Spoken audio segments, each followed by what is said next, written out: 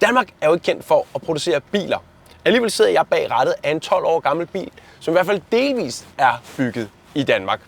Det er Renntech Automotives Mercedes Sprinter, som er ombygget til strøm. Og i dag der skal vi finde ud af, om den dur til noget, eller om den egentlig er eller den om igen. Ideen bag er, at det er både billigere og ikke mindst mere miljøvenligt at ombygge en allerede eksisterende varebil om til strøm. Men hvis du vil vide mere om Renntech, så vil jeg anbefale dig lige at se den video, vi allerede har lavet, hvor vi besøger fabrikken og snakker med grundlæggeren. Så kan du få alle de nørdede detaljer der. Bilen her startede jo livet i 2014 med en 2,2 liters dieselmotor med 163 heste og 400 Nm.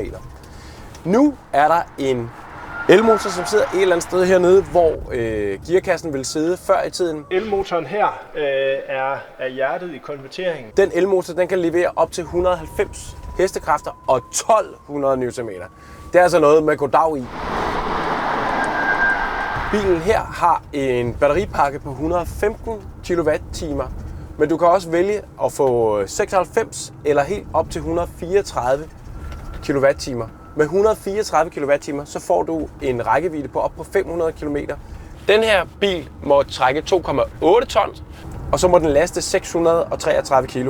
Men Sprinteren er i stand til, også som Renntech ombygget, at kunne trække op til 3,5 ton. Hvis du har det store batteri og en helt tung trailer, så kan du altså stadigvæk køre omkring 250 km på en opladning. Og det er jo altså der, hvor det begynder at blive interessant, fordi når du er håndværker, så skal du også have tid til at gå på arbejde. Så mere end 250 km, det er jo svært at nå på en enkelt dag, hvis ikke du holder ind og lige kan lade lidt alligevel. Sidste år kårede vi jo Renault Master E-Tech som årets varebil i Danmark.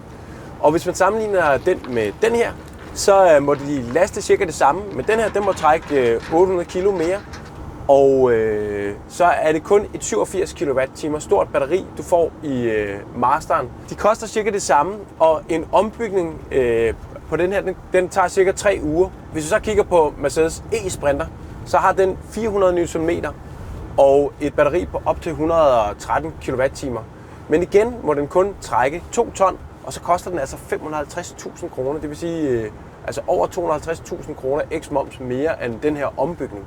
Nu du ikke sover i sengetøj med Mercedes Sprinter på, men er mere fan af Iveco Daily eller MAN TGE, så er de altså også på tapetet. Faktisk så er Iveco Daily ret tæt på og begynder at blive ombygget også. Og min egen personlige favorit, Land Rover Defender. Den ser ikke så slem ud. Den er altså også i støbeskeen, fordi den her ombygning er principielt universel. Battericellerne de kommer fra Mercedes EQS, og Renntech har valgt at bruge lige netop dem, fordi så er de allerede sikre på, at der for eksempel ikke er børnearbejde involveret i udvindingen af de sjældne jordarter. Der er også en rigtig skarp garanti op til 1 million kilometer, og så er den i stand til at lade op til 200 kW. Og det betyder, at under de bedste forhold, så kan du altså hurtigt lade fra 10-80% i Renntech Sprinteren på 28 minutter. Til sammenligning så bruger E-Sprinteren, altså Mercedes egen udgave, den bruger altså 41 minutter eller sådan noget. Og som alle ved, tid er penge. Det her det er den første bil, der har fået plader på, og det er som sagt en bil fra 2014. Det betyder blandt andet, at servostyringen er en gammeldags pumpe med olie indeni, som normalt er drevet af motoren. Motoren er der ikke længere, så det vil sige, at der skal en anden elmotor til at pumpe tryk op til den. Det gør, at specielt når vi kører langsomt, så er styretøjet ret sådan stift og ikke særlig assisteret. Når du kommer op i fart, bliver det bedre. Der er også noget med bremsepedalen. Den er ret svær at modulere, som du måske har bemærket, fordi kameramanden han har svært ved at holde fast i kameraet, når jeg bremser. Der er også noget støj en gang imellem fra elmotoren. Men den her elmotor er også den gamle generation.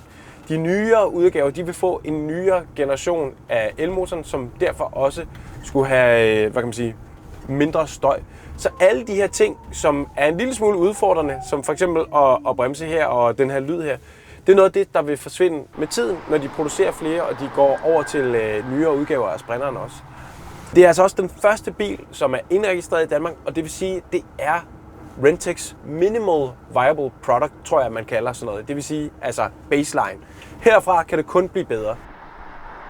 Det, der virker godt for den, det er, at den er meget nemt. Altså når man ser bort fra det her med bremsen og justerer den, så er den meget letkørt, og du har ikke den her vibration, som man normalt har i lad os sige, en relativt uraffineret Mercedes dieselmotor.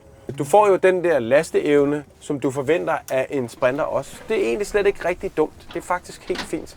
Men jeg glæder mig til at mærke, når den er blevet endnu mere forfinet, som den vil her over de næste måneder og år, når de bliver ved med at udvikle på produktet. Uanset om du er for eller imod elbiler, så er de jo svære at komme udenom, og efterhånden jo også et krav i rigtig mange forskellige brancher.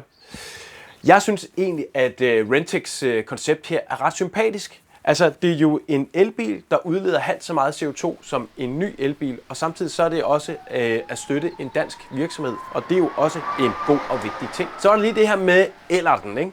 Fordi jeg sagde, jeg kan vide, om det er den nye Ellert. Virksomheden har standset betalingerne, medarbejderne fyres, og det store elselskab Elsam har sagt nej til at skyde ny kapital ind.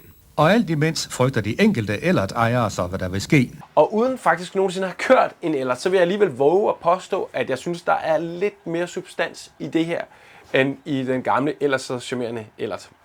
Tak fordi du så med den her gang, og sørg for at se den første del af videoen her, hvor vi faktisk besøger Rentecs fabrik.